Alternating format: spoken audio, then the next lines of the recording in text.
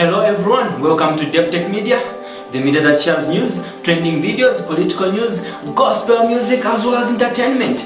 I'm your host and producer, Luchimbi David. I'm here to update you with news, trending videos, political news, gospel music as well as entertainment. Join me. If you are joining me for the first time, click subscription button and hit that notification bell to be the first person to receive the video that will be produced and posted by Davi-tech-media. Davi-tech-media, updating you.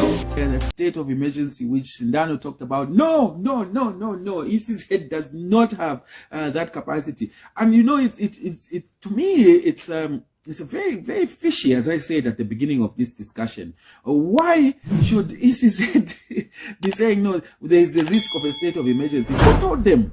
That's a prerogative of the president, and in very specific circumstances when that constitutional right can actually be put up. So no, that should tell us as Zambians that, hey, there's something happening here. ECZ, who's supposed to be independent and impartial, are then suggesting that powers that they don't have will be invoked. Is that telling us that ECZ is complicit? Is it telling us that there's some conspiracy theory that's going on here?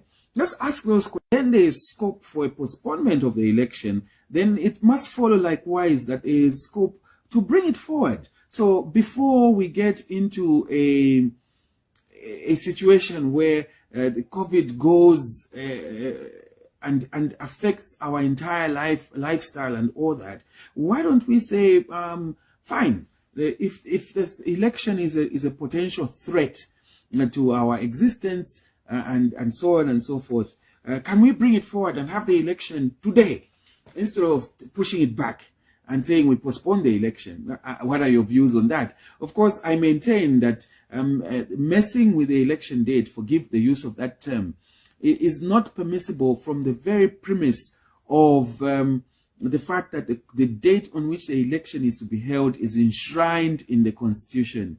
And so any suggestion that we postpone the election means that there is a suggestion that we actually abrogate the Constitution in doing so. The approach that is being suggested does not sit with what the Constitution says as to when a general election is to be held, which is on the second Thursday of August.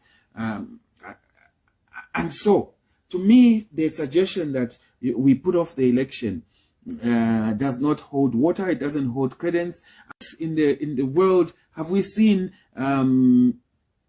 as a state of emergency declared because of COVID? Why would we as Zambians even attempt such a situation when this is actually a situation that can be handled through diligence and the use of our medical personnel properly and effectively? And again, this leads me to where I was saying I actually find it funny, because on the one hand, you then say you want to stop a democratic process of an election, and yet on the other, we have doctors who have said simply that, look, we want to be paid our dues, we want our conditions of service to be looked at. These are the lifeblood of our country.